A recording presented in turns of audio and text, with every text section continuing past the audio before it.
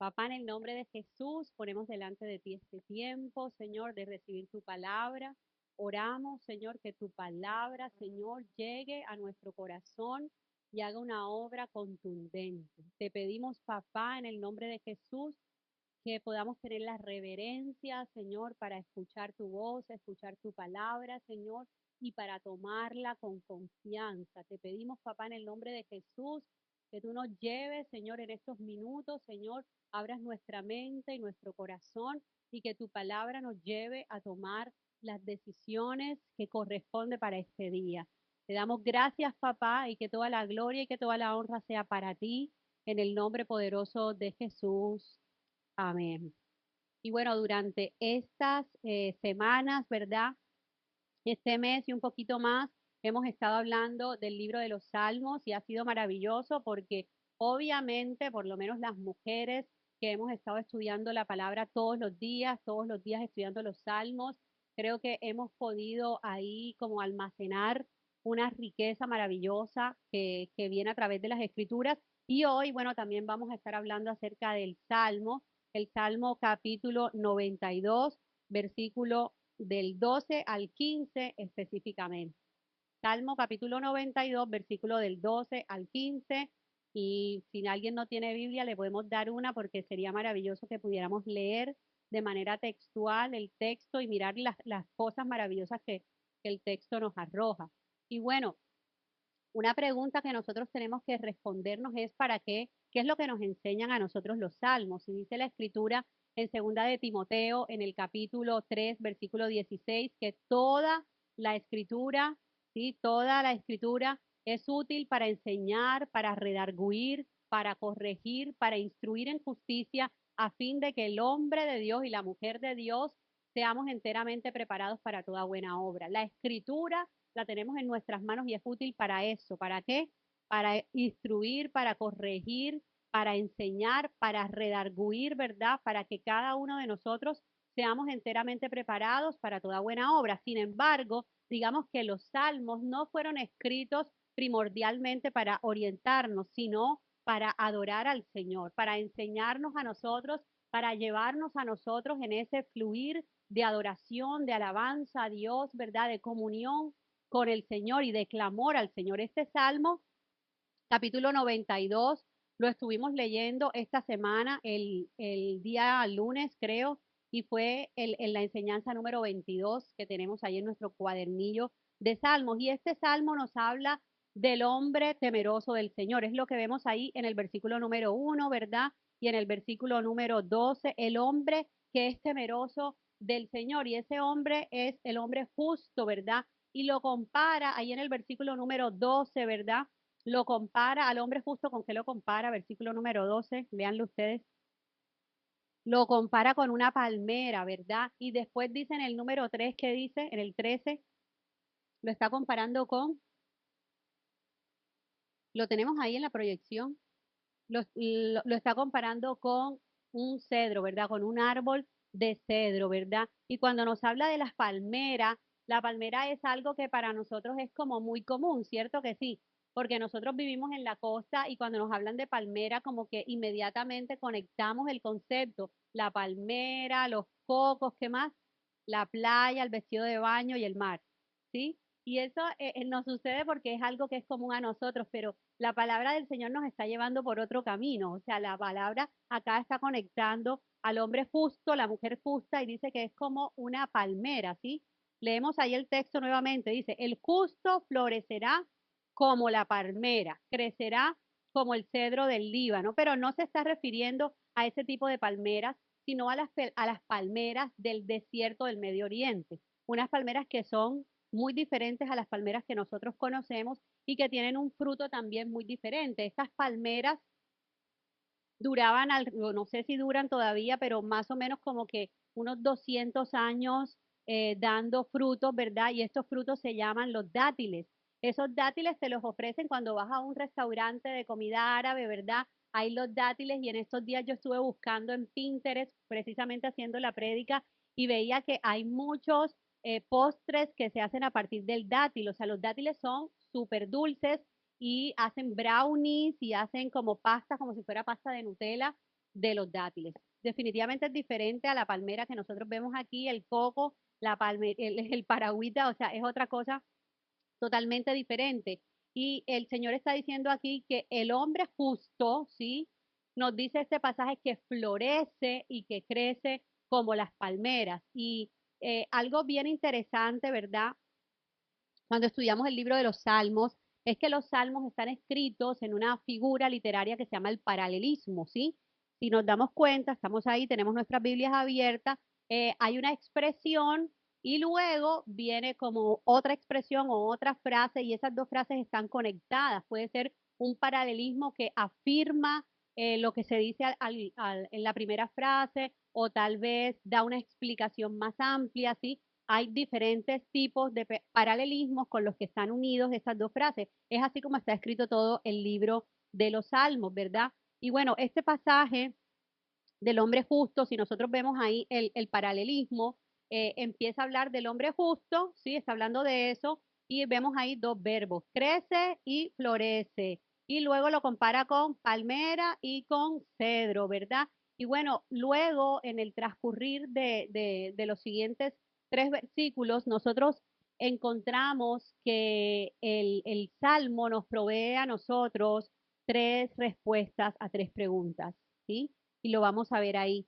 Y la primera respuesta que se ve claramente en la forma del paralelismo es la respuesta del dónde.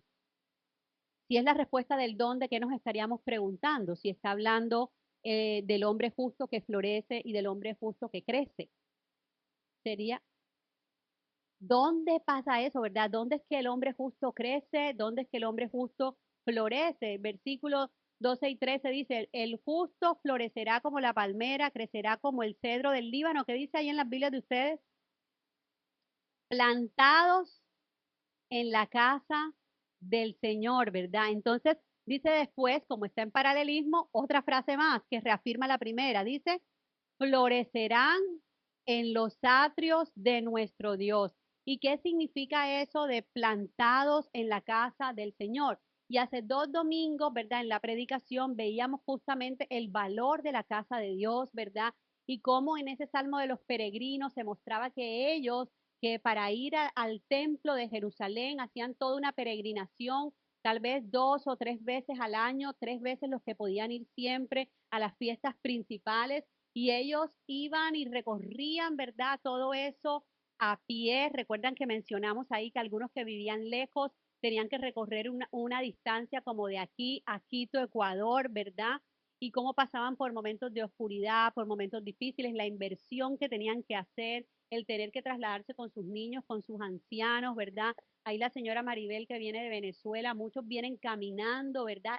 Saben lo que es pasar y recorrer de un lugar a otro, ¿verdad? Por una razón, ¿verdad? Los que vienen de allá vienen como buscando una esperanza, ¿verdad? Tratando de encontrar en ese lugar donde ellos van un mejor futuro, pero esta gente tenía ese recorrido y hacían todo ese esfuerzo y todo ese sacrificio porque estaban queriendo llegar a la casa del Señor.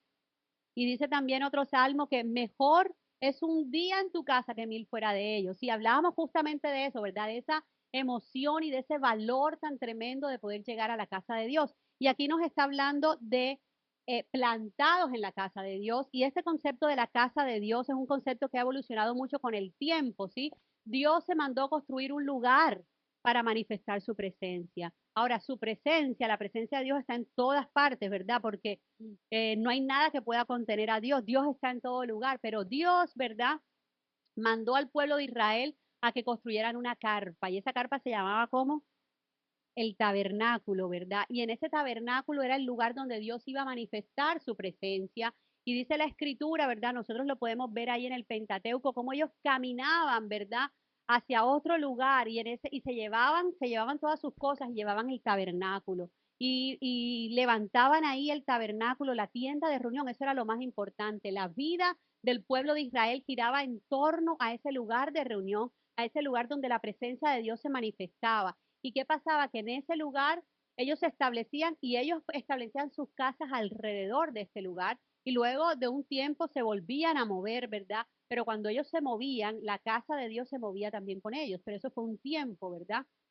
Luego se construyeron ya el templo, ¿verdad? El templo en Jerusalén del que hablamos hace 2 semanas, a donde ellos peregrinaban para ir. Y luego, después del templo, ellos, cuando ya no pudieron estar más en el templo, comenzaron a establecerse en diferentes lugares las sinagogas, ¿verdad? Y luego la iglesia naciente, la iglesia primitiva, perseguida, se reunía en las casas, se reunía en lugares públicos. Es decir, que este concepto de la casa de Dios es un concepto que ha estado desde siempre, Dios lo enseñó a su pueblo, pero es un proceso es un concepto que se ha ido transformando.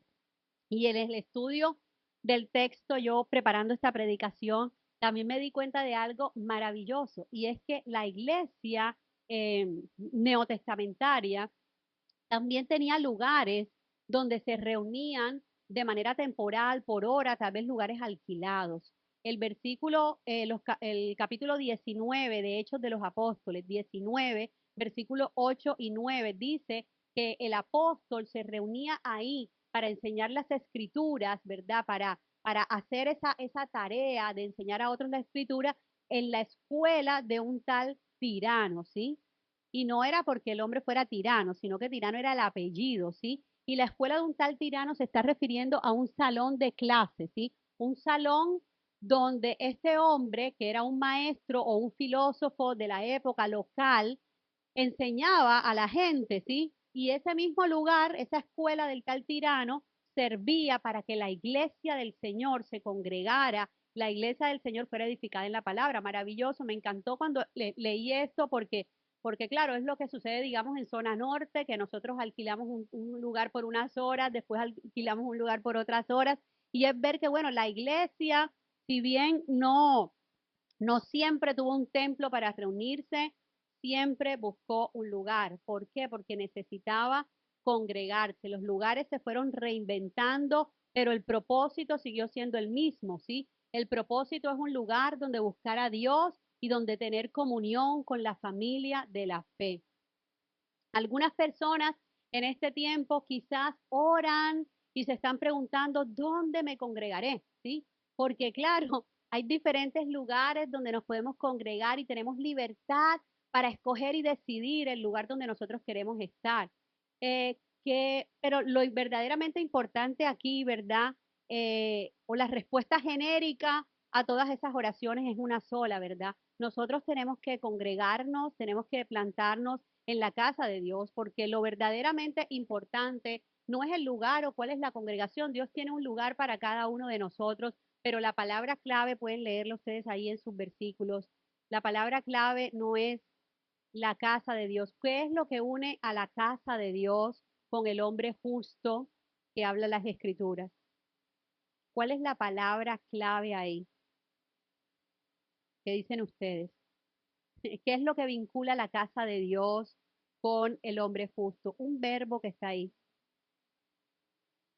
Mm, piensen, lean, lean, lean. ¿Qué es lo que hace el hombre justo en la casa de Dios? Dice, el hombre justo está plantado. ¿Sí ven? Está plantado en la casa de Dios. O sea, ¿cómo es que el hombre justo florece en la casa de Dios? Porque está plantado, porque no podemos tener un árbol que florezca y que dé fruto si el árbol no está plantado, ¿verdad? Entonces la palabra clave aquí es plantado. La iglesia no es un lugar donde nosotros asistimos o no es un lugar que nosotros visitamos, sino un lugar donde nosotros pertenecemos, ¿sí? Es un lugar donde nosotros estamos plantados, ¿verdad? Y cuando hablamos de plantados, sí o sí, esto nos da la sensación de un arraigo profundo, ¿verdad? Y cuanto más tiempo pasa, más profundamente nosotros ponemos raíces, echamos raíces y crecemos. Y así es como crece el justo, el creyente como una palmera, crece firme, crece alto, crece fuerte, ¿verdad? A la vista de todos, ¿verdad? Porque es un árbol que está plantado. Ahora, cuando un árbol que se arranca, ¿verdad? Que está plantado en la tierra fértil, ¿verdad? Y ese árbol se arranca, se muere, ¿verdad? No sigue creciendo más. y esa madera de ese árbol quizás puede servir para que nosotros nos mandemos a hacer unos muebles para la casa, claro que sí, puede servir, ¿verdad? Nos podemos conformar con eso, pero lo cierto es que el Señor quiere que nosotros estemos plantados, ¿sí? Y que nosotros seamos como esa palmera del Líbano, ¿verdad? Que está ahí plantada y se hace fuerte y da fruto y florece, como dice la Escritura. El cristiano se mantiene plantado y crece como la palmera, ¿verdad? Y bueno, yo no tengo autoridad para estar hablando de plantas, ni de plantado, ni de nada de eso, porque a mí todas las plantas se me mueren, ¿sí? O sea, yo he tenido plantas en mi casa que me regalan, ¿verdad? Pero a mí se me mueren. Sin embargo, hace como 2 años más o menos, una amiga, estábamos en la casa de Yacid, Yacid es de zona norte, de la iglesia de zona norte, y estábamos ahí en su casa, y ella tiene unos cactus maravillosos, creo que se llaman de otra manera, estos que son redondos, o sea, que son como redondos, así, redondos, supremamente hermosos. Yo dije, wow, me encanta ese cactus. Y Alexandra le arrancó un pedazo al cactus y me lo plantó en una pequeña maceta en mi casa y ella me dijo, este no se te va a morir, es sencillo, tú solamente vas a coger con una cuchara y me dio todas las instrucciones, cuánta agua, cada cuántos días, no se te va a morir, no se te va a morir. Y entonces, bueno, el cactus efectivamente no se me estaba muriendo, no, floreció. Demasiado lindo porque empezaron a crecerle otros circulitos así, otros y otros y fue súper lindo. Entonces Alexandra regresó a mi casa después como de un año y vio que el cactus estaba maravilloso y me dijo, este cactus hay que trasplantarlo, ¿sí? Porque si él se queda acá, ese cactus no va a seguir creciendo y no va a dar frutos, ¿sí? Pero si lo trasplantamos a otra tierra y otra maceta más grande, el cactus va a seguir creciendo. Entonces ahí es donde vemos, si el cactus yo lo dejo ahí, se queda, no da más fruto, ¿verdad? Porque no era la tierra adecuada y ella me lo trasplantó, ella misma trajo la maceta de su casa más grande, el día de su mudanza me trasplantó el cactus y el cactus empezó a crecer. Era una cosita así, pero ya después era como de este tamaño, estaba creciendo y llegó la Navidad. Entonces en la Navidad yo tuve que sacar el cactus a la puerta de mi casa, afuera, en el pasillo, porque necesitaba, adivina qué, poner el árbol de la Navidad. Entonces necesitaba el espacio y puse el cactus afuera, ¿verdad? Pero imagínense lo que pasó, esa fue mi primera vez que una planta me creció y era hermosa y estaba ahí en mi casa. Pero resulta que nosotros tenemos unos vecinos, sí, que viven en el segundo piso. Ellos son unos vecinos maravillosos, una gente de Dios especial, pero tienen un gato, sí. Y el gato se le dio por orinarse en el cactus, sí. Me contaminó la tierra y el cactus murió y desapareció. ¿Qué les parece? Aquí está Pamela, ella es la mamá de ese gato. Y ahí, hasta ahí llegó el gato, ¿verdad? Y esa, hasta ahí, no, el gato sigue por ahí orinando otras casas, pero hasta ahí llegó mi cactus, ¿verdad? Hasta ahí llegó el tiempo. No es la voluntad de Dios, ¿verdad? La voluntad de Dios es que nosotros estemos plantados en la casa del Señor, ¿verdad? Y que en ese lugar nosotros podamos crecer. Ahí plantados florecemos. Dice la escritura, ahí mismo, el mismo salmo que estamos leyendo, pero el versículo 7. ¿Qué dice el versículo 7? Que también el impío florece. Sí, dice eso, versículo 7. ¿Qué dice? Así es, el impío florece como la hierba. Eso es rápido, ¿verdad? Y se ve el jardín así verde y frondoso, pero dice la Biblia, ¿verdad? Que así mismo, ¿qué pasa? ¿Qué dice después ahí? Así es, o sea, hay una eternidad, pero de destrucción, ¿verdad? Pero no es eso lo que pasa con los hijos de Dios. Y hay algo que me encanta de este texto, que también lo vi, y es lo siguiente. El texto empieza hablando del justo, ¿verdad? El de ustedes empieza hablando del justo. Si ustedes se dan cuenta, los 3 versículos ese, todos los verbos de ese versículo están conjugados en tercera persona del plural. ¿Sí se dan cuenta? ¿Cuáles son los verbos que dice ahí? Florecen, ¿qué más? Crecen, ajá, florecen, ¿qué más? Fructifican, ¿verdad? Estarán, ¿sabes qué? Todos los verbos están conjugados en tercera persona del plural porque da la sensación de que los justos crecen plantados en la casa del Señor, pero crecen juntos. ¿Sí? Esto no se trata de que yo crezca, es que crecemos, ¿verdad? Fructificarán, crecemos juntos, ese es el plan de Dios, ¿verdad? Como iglesia. No es el crecimiento de uno solo, es el crecimiento de la comunidad, es que crecemos todos juntos. Exacto, es lo que estaba leyendo ahí, Merce, florecerán, crecerán, fructificarán, ¿verdad? Es juntos, es la manera de Dios. Y bueno, esta es la primera respuesta que nos da este salmo, ¿verdad? Y es la respuesta del dónde. ¿Dónde crecen los justos? En la casa de Dios. ¿Y cómo sucede esto? Porque los justos están plantados en la casa de Dios, arraigados en la casa de Dios. Luego vemos en los siguientes versículos otra respuesta, y es la respuesta del hasta cuándo. ¿Qué dice ahí la Biblia? Díganme ustedes.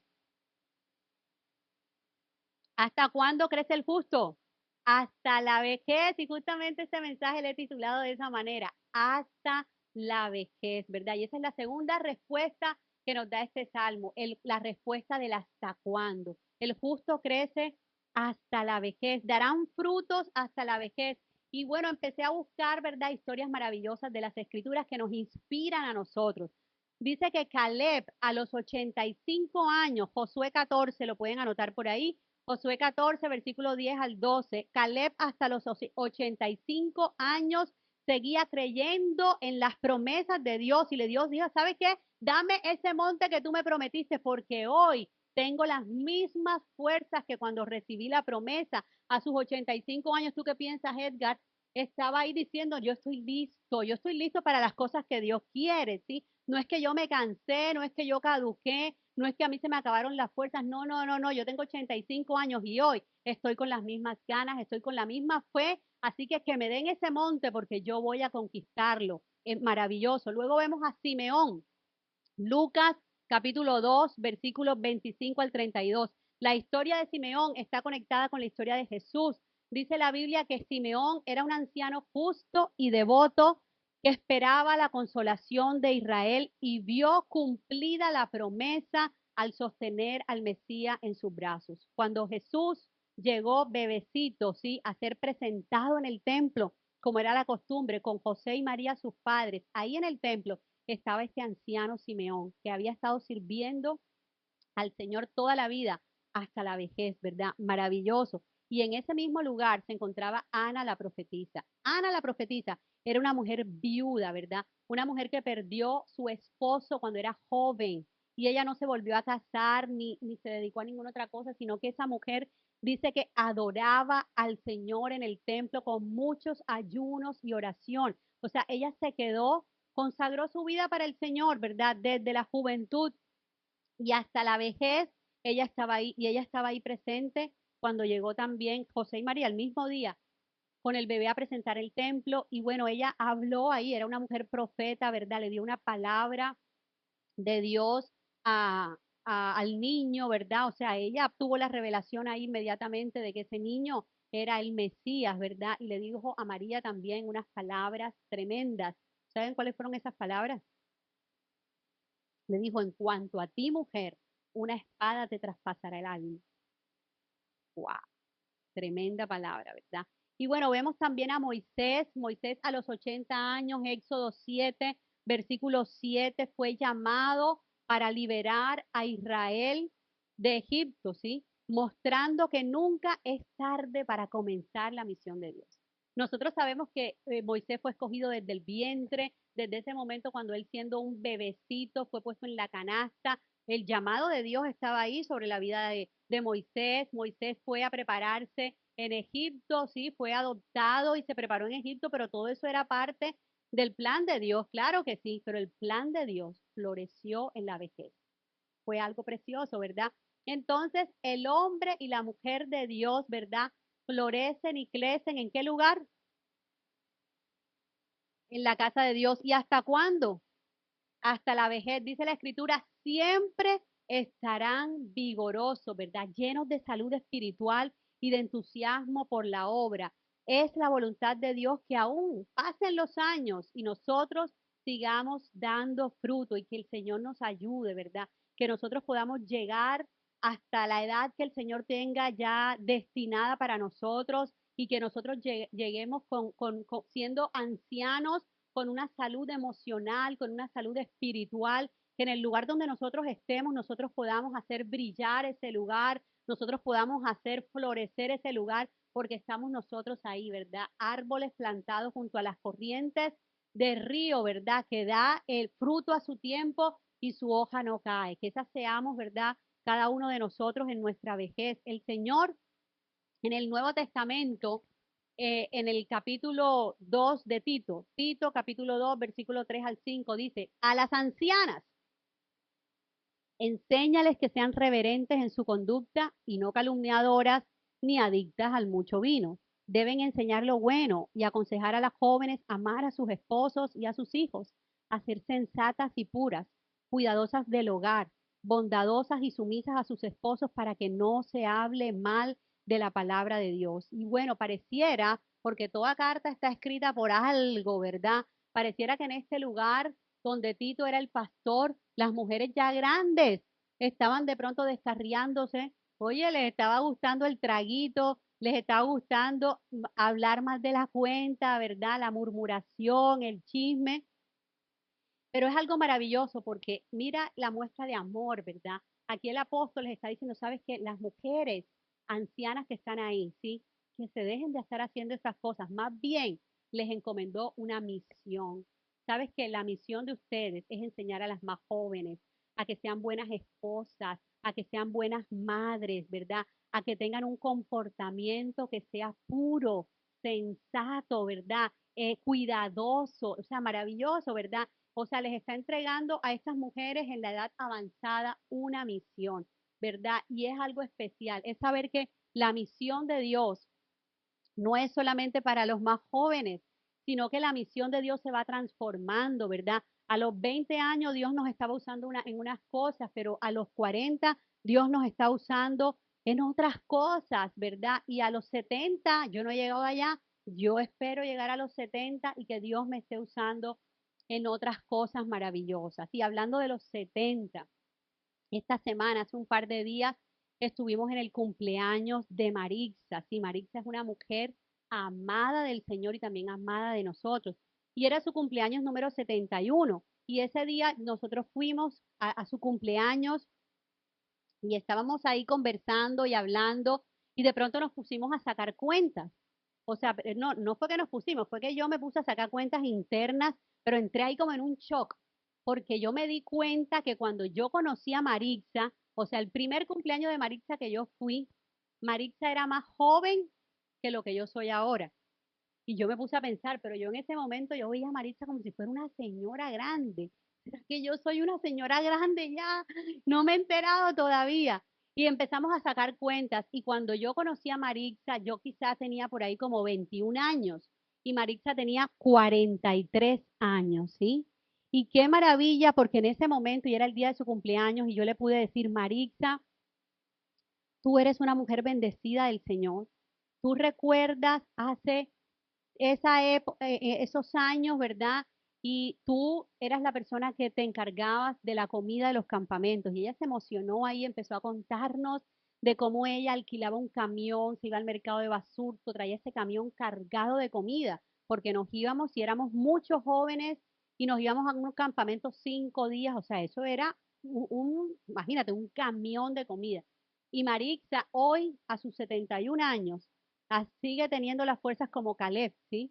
Para cocinar para la obra de Dios, ¿sí? Maritza fue la persona que hizo las primeras comidas que nosotros llevamos a los migrantes venezolanos ahí en La Boquilla, ¿sí? Ella nos hacía una olla de comida y nosotros con esa olla íbamos y repartíamos allá. Y así ha sido su corazón, o sea, siempre dispuesto para servir a Dios. ¿Y qué manera ella sirve a Dios? Cocinando, ¿sí? Y así el evangelio ha ido creciendo. Yo le decía, Maritza, eres una mujer bendecida porque hoy tienes 71 años, tus hijos han crecido, tienes nietos, tu hijo mayor es un pastor, qué lindo, toda su familia y sus generaciones caminando en el Señor. Ese es el hombre y la mujer de Dios, ¿verdad? Plantado en la casa de Dios, dando fruto hasta la vejez. Y bueno, hasta aquí, ¿verdad? Nosotros hemos visto dos preguntas que nos responden este salmo, estos textos, ¿verdad? Y son las preguntas de, del dónde y la pregunta del hasta cuándo. Y la pregunta tal vez más importante es la que viene ahora y es la pregunta del para qué. la pregunta del propósito, ¿sí? De la razón de ser de todo esto, ¿sí? ¿Y qué dice? Ustedes lean ahí, ¿qué dice? ¿Cuál es el para qué? ¿Cuál es el propósito? Así es, para proclamar, para anunciar rectitud y justicia. Y dice algo bonito, dice, para proclamar, el Señor es justo.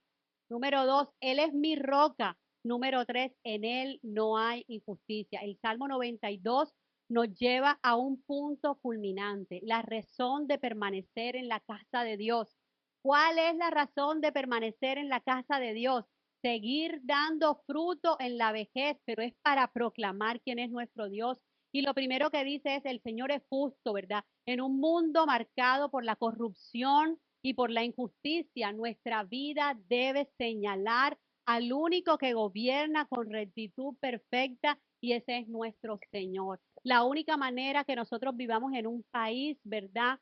Donde haya justicia es que el hombre o la mujer que estén en ese lugar de autoridad sean temerosos de Dios. Eso no va en ideología política, eso va en un corazón que está rendido al Señor. Y en este mundo, ¿verdad? Nosotros con nuestra vida tenemos que mostrar que Dios es justo, ¿sí? Él es el dueño de todo y Él es el único que gobierna de esa manera.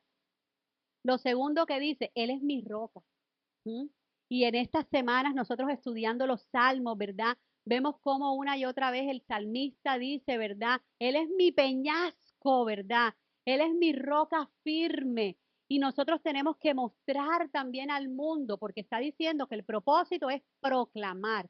¿Qué es lo que vamos a proclamar? Vamos a proclamar que el Señor es mi roca. Y cuando habla de roca, obviamente está hablando de firmeza, está hablando de fortaleza. La Biblia dice la casa construida sobre la roca, aunque vengan los vientos y soplen no, aunque caigan las lluvias y soplen los vientos y crezcan los ríos, la casa no se derrumbará porque la casa está construida sobre la roca y la roca es Cristo. Y nosotros tenemos que proclamar con nuestra vida que vale la pena seguir a Jesús, que vale la pena cimentar nuestra casa y nuestra familia sobre la roca que es Cristo, porque el fruto se ve. Y lo que el Señor quiere es que nosotros podamos estar plantados en la casa del Señor para siempre, ¿sí? Para que ese fruto sea evidente y la gente pueda ver, ¿verdad? Que el camino, el único camino verdadero es Jesús.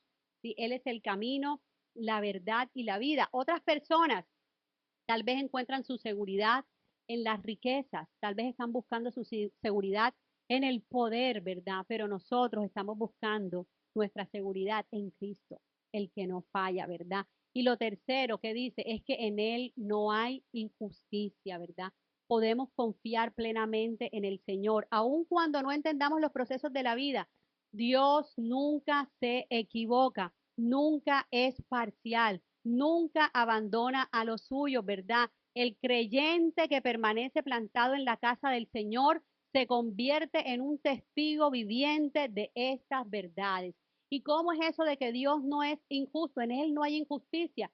Puede ser que nosotros estamos transitando por una etapa de la vida en la que vemos que las cosas no salen bien, ¿sí? Y en la que vemos que dice, bueno, pero yo estoy plantado en la casa del Señor, pero en mi casa falta esto, ¿verdad? Pero en mi casa no vemos que la paz verdaderamente se vive en nuestra casa, vemos que de pronto hay necesidades, vemos que las cosas no están saliendo bien, pero ¿sabes qué? Vas a estar plantado hasta la vejez y hasta la vejez. Entonces vas a ver el panorama completo y vas a decir, efectivamente, el Señor siempre ha sido fiel y en Él no hay injusticia. A veces nosotros podemos estar sintiendo cosas en nuestro corazón, como el salmista se sintió desesperado muchas veces, se sintió angustiado muchas veces, pero luego aterrizó y dijo, no, pero el Señor es mi peñasco seguro. En Él está segura mi alma, en Él está callada mi alma y nosotros también podemos tener esa seguridad, ¿verdad? Cuando la historia se cierra con broche de oro, ¿sí? Porque el Señor tiene recompensa para los suyos y nosotros podemos proclamar con nuestra vida, ¿verdad? Que en Él no hay injusticia, ¿verdad? El Señor es fiel, Él es nuestra roca y en Él no hay injusticia. Estamos plantados en la casa del Señor, pero no estamos perdiendo el tiempo, ¿sí? Estamos plantados porque Él está haciendo una obra en nosotros, una obra que va a dar fruto a su tiempo, ¿verdad? Hasta la vejez vamos a florecer en el Señor para que muchas otras personas puedan reconocer que el Señor es fiel. Papá, en el nombre de Jesús te damos tantas gracias por tu palabra, Señor, porque tu palabra es la verdad, Señor, sobre la cual nosotros estamos edificando nuestra vida. Y yo oro en el nombre de Jesús por cada familia que tal vez está pasando por un momento de dificultad, por un momento de tribulación, pero que es una familia que se está manteniendo en la fe, que es una familia que vive en la adoración, que es una familia que tiene la confianza puesta en ti, Señor. Padre, yo oro en el nombre de Jesús, Señor, para que la fe no falte, Señor, para que puedan arraigarse, Señor, en tu casa, para que puedan permanecer en ti, Señor, y para que puedan ver el cumplimiento, Señor, de tus promesas, porque tú dices en tu palabra que no has visto justo desamparado ni su simiente que mendigue pan. Padre, creemos en el nombre de Jesús que tú completas la obra que comenzaste, que tú sanas los corazones, que tú sanas los cuerpos enfermos, que tú prosperas a los tuyos y que tú los llamas para hacer tu obra, porque no hay ninguna cosa más grande